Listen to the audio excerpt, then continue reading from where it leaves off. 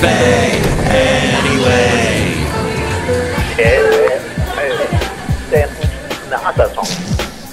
Mike's Daily Podcast. FF episode 930. Hello, it is Mike Matthews, broadcasting from Cafe Anyway, located somewhere in Podcastro Valley. Today, it is the return of the much-loved news segment, Do You Know Dat?, where we'll look at an interesting story you didn't know, having to do with today's culture and food and whatnot. Plus, we hear from Benita, the disgruntled fiddle, Mike's Daily Podcast player, and the brewmaster. I like to cook on a griddle. Mike's Daily Podcast. That's a lie. I don't have a griddle. I cook in a crock pot mostly. On Friday, I had one of the funnest days of recent memory. I met some friends and we drank at a brewery. And I brought my dog, Basil. And beforehand, we hiked around a nice bit of public territory with nice scenery near Facebook on the edge of Redwood City. Then I met some friends after that, and we did some karaoke. Mike's Daily Podcast. Then my friends gave me a bunch of ice cream. Tweet Mike's Ice Cream Daily Dark Beer Podcast Nachos. Yeah! Yes, that's what I had. It's a wonder I could get out of bed the next day and that diabetes didn't kick in whilst I slept. Oh, and the new Doctor Who episode was both good and irritating. I explain in the segment Mike's absolutely useless review. Or Mayor. No Haley today. Next show. Most likely. More than likely. We'll see. Probably. Ah! Look who just walked in. Hi, Mike! It's Benita the Rodeo Queen! How y'all doing? It's a disgruntled fiddle player, tell you what. What? So you drink beer and eat nachos? Now that's my kind of living right there. I know, right? Yeah. Mike, I thought you said you'd never gonna use that expression, I know, right? Yeah, I did. Dang it. It's just so catchy. Everybody does it. And it's just so it's been around. You know, I used to think it was a relatively recent phenomena, that phrase, I know, right? But actually it began way back in the 90s because I caught it in an episode of Friends. The Courtney Cox character says it. So I was like, whoa, this predates the millennials and everybody. So yeah, that's interesting. Yeah, and this was a cool place we hiked over across from Facebook. Ooh, I'm going to look this up as I'm talking to you. And making noises. It's called Bedwell Bayfront Park. Yes, it's it's right along the Ravenswood Slough, and you walk along. It's next to Bayfront Expressway. And Facebook, of course, has their thing. Apparently, Sun Microsystems something used to own that building before Facebook did. I did not realize that, but my friend Terry told me that. I guess it was built for something else before Facebook. And now Facebook built, though, a huge building catty corner from it, directly across from the thumb billboard that you see that people now stand in front of, and they put sand, a little sandbox, like in front of the Facebook thumb, so now people have somewhere to stand and that they're not ruining the grass that they have there. I wonder if they actually have parking for them. Last time when we did this back in 2012, when we stopped and got our pictures taken, and my cousin from Germany, Ann-Katrine, who you hear at the beginning of the show, go, Mike's Daily Podcast? She and I took a picture in front of there. That was back in 2012, and yes, it was still grassed, and we had to park illegally to do it. So I hope they've put in parking since then, because I wasn't proud of breaking the law, I'll have to tell you. But Facebook has built a huge building across the street from there now, and I'm told that is residential area on Bayfront Parkway Expressway. Look who else just walked in. Hello, Mike. I make the root beer. I'm the brewmaster. Brewmaster, what do you think about all this Facebook talk? What's that? Facebook, it's that thing. It's and then, yeah, so you can check that out, too. It's a great way if you ever got people visiting, or if you yourself are visiting the Bay Area and you want to see Facebook from an interesting angle, and you want to walk around a nice park that's got like a little like botanical garden area and everything, and it's free to the public, Bedwell Bayfront Park. Check it out. Mike's absolutely useless review. Doctor Who is back. The debut episode of the season was on Saturday evening, last night. I have to tell you, I was not that impressed. I really wasn't. I love the characters, but it is so wearing thin. Even Missy is wearing thin. Her little Mary Poppins, demonic Mary Poppins that she does. She's the master. And so she kills some people, and then they got Davros in there, and it's just... I don't know if I can force myself to watch this season. Last season had its moments. I love Peter Capaldi. He's an amazing actor, and he adds a lot of cool personality to the Doctor. They took it in interesting directions last season. But like all the romance that they built up between Jenna and Pink, it ended so sadly and tragically. Is this the way Stephen Moffat will take us this time again? Another big tragedy trail? I don't know if I can take it. Let's see. Should I give away anything else about Doctor Who? Most people don't even know what Doctor Who is. Okay. Well, Davros is the head of the Daleks. So we find out at the very beginning that Peter Capaldi, the 12th Doctor, has now met Davros as a kid. And rather than save him, he's in a precarious situation. Ooh, that was good. Hand mines. That was very Hitchhiker's Guide to the Galaxy. Hand mines. There are these hands that have eyes where the palms are, a la Logan's Run. Well, they didn't have eyes in their palms, but they had the little gem that told them everybody when they were expired. But the hands will try and find you, grab your leg, and then pull you underground, and you're dead. So Davros is stuck in a field of these, and we're I guess to find out later what happens after this point. All we know is, and that's the thing, Stephen Moffat, his whole deal is giving you little bits of information, and then he works backwards, and he does this Christopher Nolan thing that I'm just getting tired of it. It's like, okay, all right, you've dragged this out so far, so long. Doctor Who fans are going to be, oh, but that's cool, Mike. Oh, but it's so it creates attention. I'm done with this. I'm just done. You know what? I guess that's the way Doctor Who's got to be. Stephen Moffat admitted in a recent video post that that's how he writes. He writes in a way that gets people in the door, he says. Gets them in the door so that they'll walk in the door and that they won't leave. They won't decide to turn off the channel. And that's all what he gives. He gives little bits, little pieces, little Reese's pieces to string along the ET in his stories. So my absolutely useless review is I wasn't a fan of it. But now I have to watch what the next episode, because it's a two-parter. Find out more and probably get even more frustrated. Mark, I like that review. That was full of angst. It was. I was full of angst just then, wasn't I? Mark, that was fun, you being full of angst. I gotta go. Bye, I gotta look up that word. It's Bison Bentley's. Do you know that? Hey, this is Bison Bentley, and Mike Matthews has a couple of stories that'll make you want to ask yourself, do you know that? Do you know that? Do you know that? Do you know that? My heroes have always been cowboys, and they still are, it seems. Willie Nelson. Sadly, my heroes, my superheroes have always been superhero cowboys or cowgirls or supergirls. Supergirl.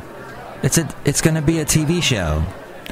Whereas a lot of the superhero TV shows have been focusing mainly on guys a la Flash, Arrow, Agents of S.H.I.E.L.D. Well, I guess there's some female superheroes in Agents of S.H.I.E.L.D., but now Supergirl is going to be coming to CBS October 26th. It's the first female superhero show of the 21st century. Yes, we had superhero shows in the past like Wonder Woman and Policewoman. Wait, that wasn't a superhero. So, showrunner Greg Berlanti, who did, he's also worked on The Flash. He has to get this to work, Supergirl. He says, I hear it more and more how desperate and excited people are to have a female hero. This according to the Time magazine. Here are 5 secrets for helping Supergirl take off. Stay gender neutral. He says, it's an action show that happens to have a female lead. We paid no attention to gender in terms of proportion of action to drama to romance. Another secret to making Supergirl work is cast the right person. Glee's Melissa Benoist is an unexpectedly amusing presence as Supergirl. Annie Hall in a cape, basically, says Time. When I saw her audition, says Greg, I just found myself giggling uncontrollably. You always believe what she's doing. The original Superman film was a touchstone. You could have a charming hero without meaning the show felt soft.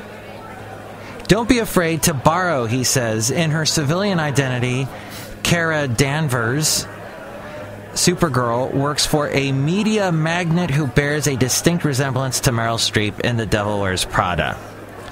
Homages help ground these worlds because people are familiar with the elements, he says.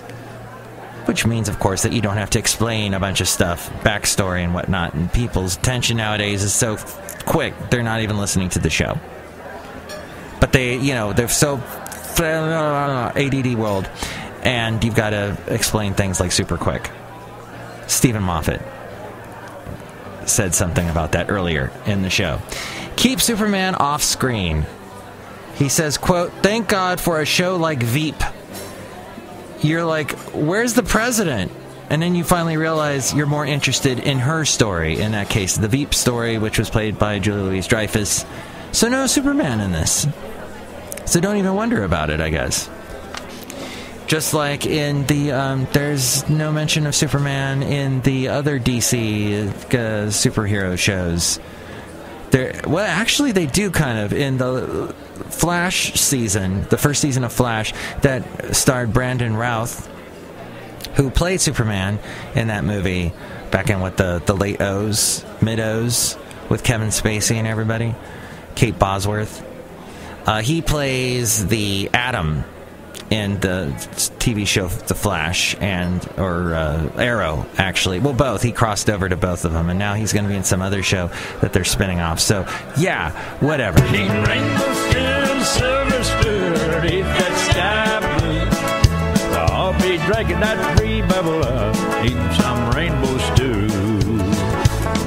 Rainbow stew. Sounds delicious. Is it good for you, though? What's good for you? What makes you super? What's hero food? That's Merle Haggard, by the way. Jamie Oliver. You got to eat something that's healthy. He has 14 hero foods that help you live to 100. He names goat's milk, black beans, and seaweed among ingredients that should be in everyone's kitchen. He's traveled the world compiling a list of 14 hero ingredients, according to thedailymail.co.uk. In his new TV series, he unveils tips that can help people live a longer life and includes limiting meat to 2 portions a week and consuming the majority of your calories in the first half of the day. Do 2 things already wrong there on his list. He has this diet is supposed to help you live to 100. He's traveled the world compiling a list of 14 hero ingredients, including simple products such as fish and eggs, which he says should take pride of place in everyone's kitchen. Pride of place. It should take pride of place. He also lists them as the 40-year-old says, tofu, black bean, sweet potato, chilies. He found certain dietary habits were common across the healthy places of the world. This included limiting meat intake to 2 to 3 portions a week.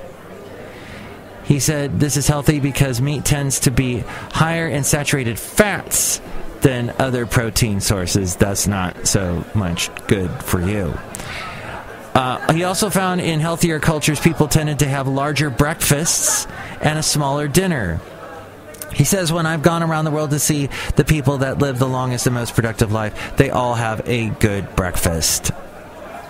The majority of us use all our energy during the day. We require energy in the morning and the afternoon rather than having a big bulk of calories when we are only going to be resting and going to bed. What's that old expression? You should eat like a person in the morning, a king in the morning, like a pauper in the afternoon, and in the evening eat like you're like nothing. It goes something like that expression. So I guess the show is called Jamie's Superfoods. And he does not look... I don't know. These pictures of him, he doesn't look that fit. So, I mean, like, you expect him to be like this super Adonis guy. But he just looks like a normal guy. So, whatever. There's nothing wrong with that. So, I guess these are foods to help you look normal. Excellent. Didn't he used to be the naked chef? I don't want to see him naked. I'll be drinking free bubble up, eating that rainbow stew. As we go outside a cafe anyway, where we bring you Mike's Daily Podcast somewhere in Podcastro Valley, California. And here's today's podcast picture. And the podcast picture is of the very scenic Sausalito. Now, it has an interesting sunset because the sun actually sets behind Sausalito. The ocean is behind Sausalito on the other side of this mountain. And so you don't actually see the sunset, but it makes the sky really nice, and you get a nice view of the city. I don't know, it's just... Anyway, there's a picture. You can see what I mean in the picture. Look it up there at MIKEs-DAILY-PODCAST.com. And maybe go to Sausalito when the sun is setting. I take the ferry there. I will take Bart to the Embarcadero, to the ferry building, then hop on the ferry, go to Sausalito, spend the day there, then head back around the evening time during the sunset. It's lovely. And then if you get a Clipper card here in the Bay Area, that's good for all public transportation. You got to link it up, though, the right way. Check online to find out how to do that, because that took me a while to figure out. But you can actually end up taking the ferry for like $5 cheaper than what the normal price is. Each time you go. Both ways, etc.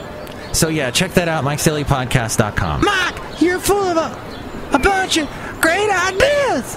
Thank you. And I looked up what angst means. It means a feeling of deep anxiety or dread, typically an unfocused one about the human condition or the state of the world in general. Oh, there you go. Wow. So that's what we've learned. Places to check out in the Bay Area and what angst is. Mark, I feel a sense of angst right now when I'm standing here next to you because I smell in your general proximity a smell that's rather disgusting. Beer, nachos, and ice cream. Disgruntled fiddle player, beer, nachos, and ice cream. That's the name of my new restaurant. No, but outside a cafe anyway, it only lets us know that we're leaving and the show's wrapping up. And soon, I will tell you, in fact, I will tell you right now what's going to happen in the next show. This supposedly is going to happen. The much-loved character Haley, played by Haley, is going to have a very special secret segment that Haley is going to spring on me. I can't wait to see what this segment is next show. Plus, we'll hear from Madame Rudavega Valentino and Bison Bentley. And if you'd like to help out the show, we do have a link to Amazon. If you're going to buy anything on Amazon, go through that link at MIKEs-DAILY-PODCAST.com. That helps us out a little bit. And also, if you want to help us out through the PayPal account, you can do that. If you want to, donate something and get a personalized MP3 for thee from all the cafe characters and become an inglorious Mike's Daily Podcaster, you can check out how to do that at MIKEs-DAILY-PODCAST.com. Also, links to where to listen to us on iTunes. Subscribe to the show on iTunes. And you can also comment on the show and rate the show. If you do that, more people find out about us so we don't languish in obscurity.